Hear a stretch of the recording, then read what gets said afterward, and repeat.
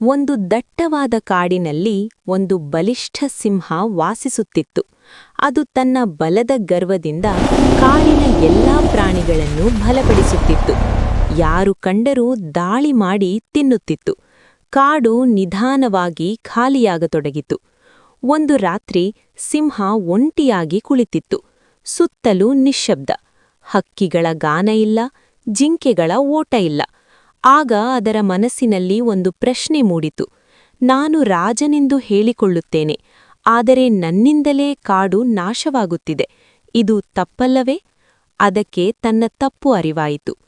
ಮರುದಿನ ಅದು ತನ್ನ ಮಗನ ಬಳಿಗೆ ಬಂದು ಹೇಳಿತು, ಮಗನೇ, ನಾನು ಮಾಡಿದ ಪಾಪಗಳ ಪ್ರಾಯಶ್ಚಿತ್ತಕ್ಕಾಗಿ ದೂರ ಹೋಗುತ್ತೇನೆ. ನೀನು ಕಾಡನ್ನು ನೋಡಿಕೊಳ್ಳು. ಬಲವನ್ನು ಸರಿಯಾದ ಕೆಲಸಕ್ಕೆ ಬಳಸು. ಸಣ್ಣ ಸಿಂಹ ಇನ್ನೂ ಚಿಕ್ಕದು, ಆದರೆ ತಂದೆಯ ಮಾತಿಗೆ ತಲೆಬಾಗಿತು.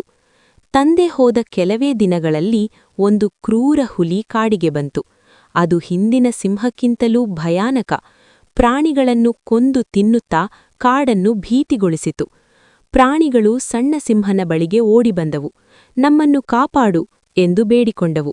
ಸಣ್ಣ ಸಿಂಹ ಧೈರ್ಯವಾಗಿ ಹುಲಿಯನ್ನು ಎದುರಿಸಿತು. ಆದರೆ ಅದು ಇನ್ನೂ ವಯಸ್ಸಿಗೆ ಬಂದಿರಲಿಲ್ಲ. ಶಕ್ತಿ ಕಡಿಮೆ.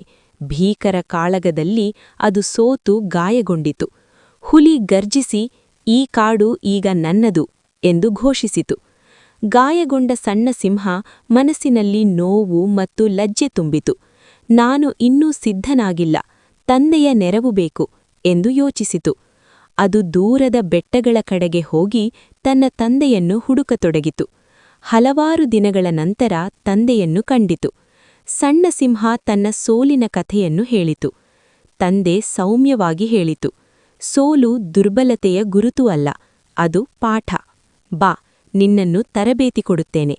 ಕೆಲವು ತಿಂಗಳುಗಳ ಕಾಲ ತಂದೆ ಮಗನಿಗೆ ಬಲ, ತಂತ್ರ, ಸಹನೆ ಮತ್ತು ಕರುಣೆ ಕಲಿಸಿತು.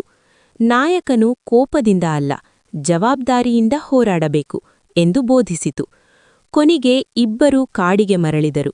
ಮತ್ತೆ ಹುಲಿಯನ್ನು ಎದುರಿಸಿದರು. ಈ ಬಾರಿ ಸಣ್ಣ ಸಿಂಹ ತಾಳ್ಮೆ ಮತ್ತು ಬುದ್ಧಿಯಿಂದ ಹೋರಾಡಿತು. ತಂದೆಯ ಸಹಾಯದಿಂದ ಹುಲಿಯನ್ನು ಸೋಲಿಸಿತು.